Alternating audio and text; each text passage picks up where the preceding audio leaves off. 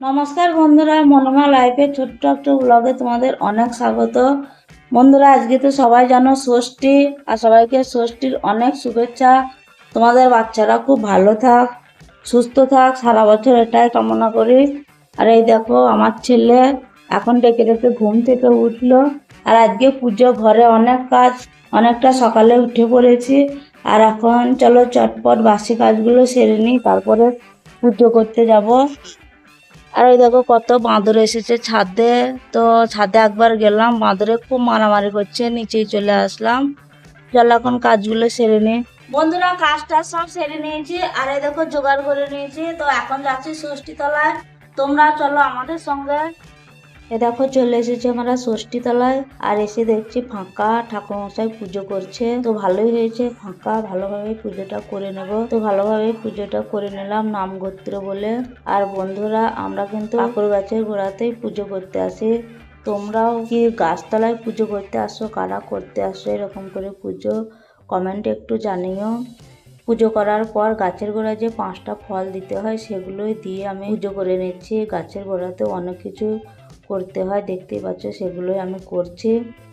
আর পুজো মানেই বুঝতেই পারছো, বাঙালিদের সবারই সঙ্গে সবারই দেখা হবে, একটু গল্প সল্প হবে।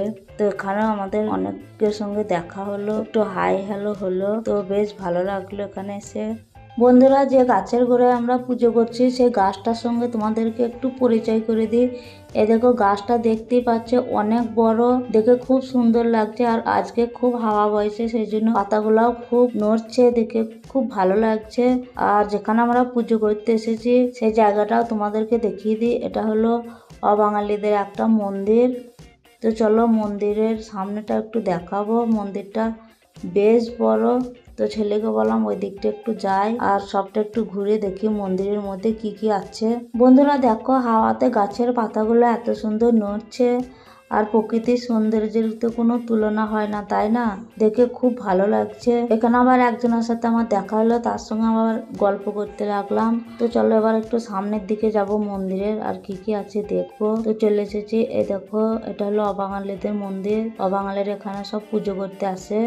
আর মন্দিরের মধ্যে আসছে একটা জল ট্যাঙ্কি, আর চারিদিকে দেখতে পাচ্ছ খুব সুন্দরভাবে ঘেরা আছে।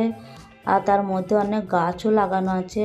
আর এখানে আছে একটা দেখো পুকুরের মতো আগেকার দিনে। তো দেখতেই পাচ্ছ সিঁড়ি করা আছে। তো জলের অবস্থা এখন খুব খারাপ, জানে না এখানে কারা পুজো করতো না স্নান করতো। তো করা আছে, দেখে বেশ ভালো লাগছে। আর চারিদিকে ঘরও করা আছে, দেখে বেশ ঐতিহাসিক ঐতিহাসিক মনে হয়েছে।